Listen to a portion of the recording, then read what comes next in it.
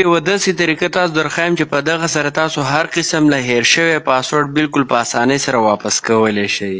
که تاسو نه د فیسبوک پاسورډ هیر شوی وي، د جیمیل پاسورډ هیر شوی وي، یا تاسو د ټیک ټاک یا بل سوشل میډیا اپ کې تاسو اکاونټ جوړ کړی وي د هغې پاسورډ هیر شوی وي، نو دغه اوس تاسو بالکل په اسانۍ سره په یو کلیک واپس کولی شئ. څنګه به کېږي؟ دغه لپاره ویډیو لایک کړئ، د ځان سره یې سیو کړئ او مزید دغه شانتي ویډیو دپاره اکاونټ د اوس نه فالو کړئ.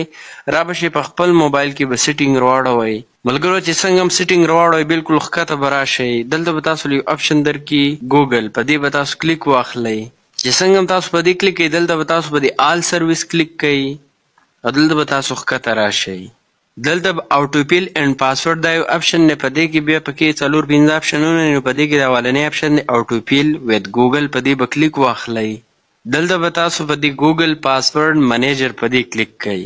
چې څنګه هم تاسو کلیک کوئ دلته چې تاسو کوم یو څیز کې اکاونټ جوړ کړی دی، که فیسبوک دی، ټیک ټاک دی، جیمیل دی، یا دغه شانې بل څه اپ کې تاسو اکاونټ جوړ کړی وي نو هغه به تاسو سره دلته سیو شوي وي. بیا دلته تاسو کتلی شئ. سمپل په دغه کلیک کوئ، خپل د سکرین لاک پاسورډ ورکوئ او هغه پاسورډ دوباره تاسو واپس کولی شئ د دې ځای نه.